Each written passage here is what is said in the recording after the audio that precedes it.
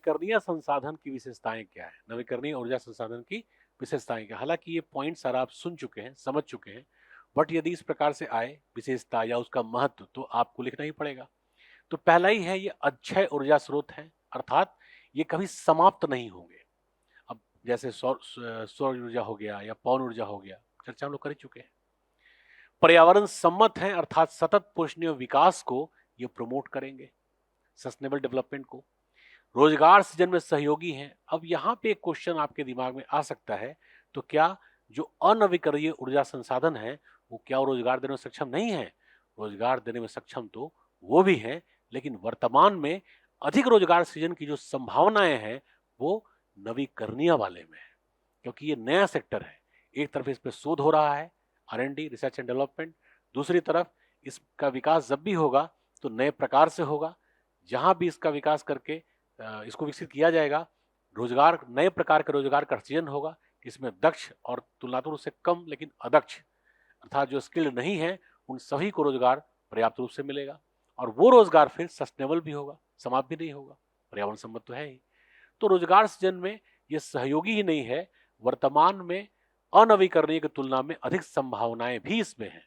इसके अलावा वैश्विक स्तर पर ऊर्जा कीमतों में स्थिरता का आगमन होगा।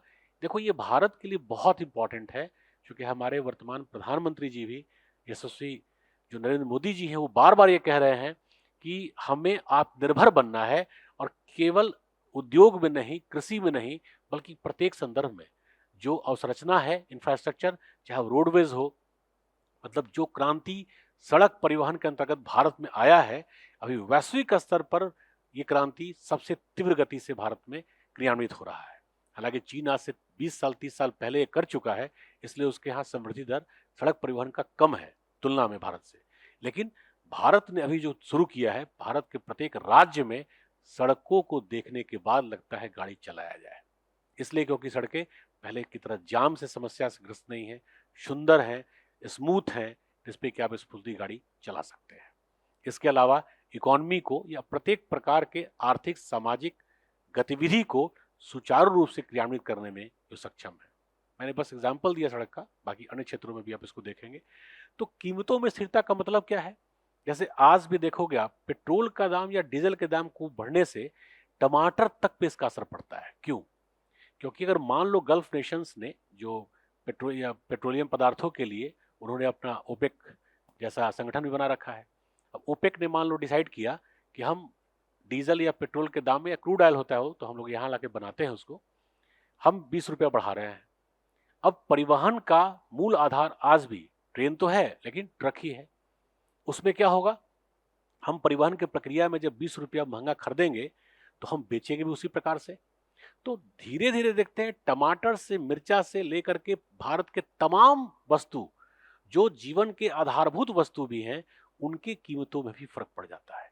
मकान बनाने के लिए हमें सरिया हो, ईंट हो, वो सब चीज की जो ढुलाई होती है वो तो ट्रैक्टर से या ट्रक से ही होता है। उन सब के मूल्य पर सीधा असर पड़ता है। अर्थात ओपेक राष्ट्रों ने यदि पेट्रोल के मूल्य को बढ़ा दिया, इसका असर हमारे ग्रामीण बाजार तक तो देखने को मिलता है। तो मूल्यों में स्थिरता तब होगा जब हम आत्मनिर्भर होंगे। अर्थात ये पूरा का पूरा एक बड़ा संदर्भ है कि अंतर्राष्ट्रीय स्तर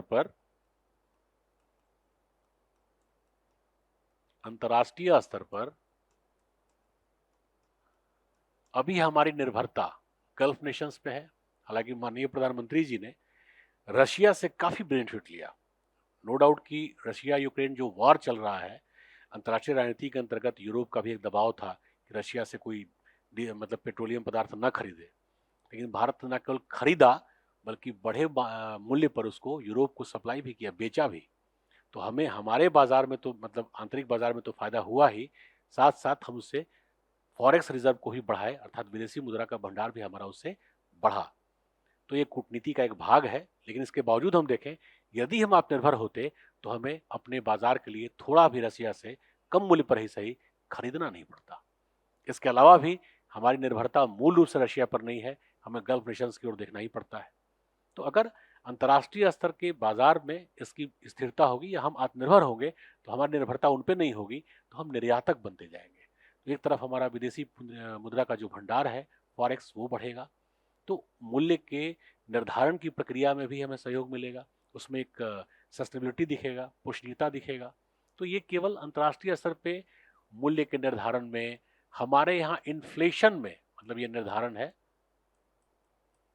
यहां तक कि टमाटर की वस्तु को हम लें, अर्थात जो इन्फ्लेशन है उस तक को ये सीधे सीधे प्रभावित करता है। अब इनके लिए अलग से आपको वीडियोस मिलेगा इकोनॉमी के सर के द्वारा, या कभी कंसर्न हुआ तो मैं इसको और डिटेल में बताऊंगा। अर्थात जो कीमतों में स्थिरता की अवधारणा है विदेशों से कंसर्न करके ऊर्जा के लिए, जो ईंधन के रूप में हम यूज करते हैं, उसके लिए बहुत आवश्यक है कि हम आत्मनिर्भर बने। और हम आत्मनिर्भर निर्भर पेट्रोलियम और नेचुरल गैस में सरलता से नहीं बन सकते। तो हमें अक्षय ऊर्जा अर्थात नवीकरणीय ऊर्जा संसाधनों का विकास ही करना होगा। विदेशी विदेशों पर निर्भरता में कमी होगी निसंदेह। जैसे हरित क्रांति के पहले आप देखेंगे कि भारत, जैसे लाल बहादुर शास्त्री जब प्रधानमंत्री थे, हरित क्रांति के प्रारंभ को हम देखेंगे तो उन्होंने किया था। उसको वास्तविकता में जो अमली जामा पहनाया गया वो इंदिरा गांधी जी के द्वारा पहनाया गया। क्योंकि शास्त्री जी ने जब पाकिस्तान से वॉर जीता तो ताशकंद समझौता में भी एक दबाव भारत पर था कि आपको इन शर्तों पे ये काम करना है। इसलिए शास्त्री जी ने कहा कि एक तरफ बॉर्डर पे जवान लड़ेंगे और खेतों में किसान लड़ेंगे, और उन्होंने नारा दिया, जय जवान जय किसान। तो ये अंतर्राष्ट्रीय दबाव पड़ता क्यों था? क्योंकि भारत उस समय कृषि प्रधान राष्ट्र होने के बावजूद खाद्यान्न का बहुत बड़ा आयातक था। अर्थात भारत खाद्यान्न में आत्मनिर्भर नहीं था। यदि खाद्यान्न में हम आत्मनिर्भर नहीं होंगे तो हमें आयात करना पड़ेगा, और यदि हमें खाने के लिए भारत जैसे कृषि प्रधान राष्ट्र को भी आयात करना पड़े तो जो निर्यातक राष्ट्र है भारत को, वो कई प्रकार के दबाव भी उत्पन्न करेगा। ये दबाव हमारे अंतर्राष्ट्रीय नीति से लेकर के विकास के प्रत्येक प्रक्रिया के पक्षों पर स्पष्ट दिखते थे। इसलिए हमें यदि आत्मनिर्भर होना है तो इस प्रत्येक संदर्भ को त्यागना होगा, मतलब कम करना होगा, और हमें निर्यातक बनना चाहिए। तो जो विदेशों पर निर्भरता है उसमें कमी होगी, है ना। सार्वजनिक स्वास्थ्य को बढ़ावा मिलेगा। वही जब प्रदूषण है, आप जैसे दिल्ली के प्रदूषण को लेवल के देखेंगे तो 450 से हमेशा ज्यादा ही होता है। वही बेंगलोर का 50 के आसपास होता है, मुंबई का 60 के आसपास, 70 के आसपास होता है। हालांकि उसके और भी कई कारण हैं, लेकिन सबसे बड़ा कारण यह है कि वायु प्रदूषण दिल्ली में बहुत ज्यादा है। और 450 का मतलब ये अस्थमा की बीमारी को और उससे अंतर संबंधित अन्य कई प्रकार के ऑर्गन्स की बीमारी को तुरंत जन्म देगा। तो हमारे स्वास्थ्य के लिए भी ये बहुत आवश्यक है। इसके अलावा पर्यावरणीय जो आपदाएं हैं स्वतः ही नियंत्रित होंगी। जैसे आजकल आप देख रहे होंगे भारत में बाढ़ और सूखे की बारंबारता और उसकी गहनता में बहुत वृद्धि हुआ है।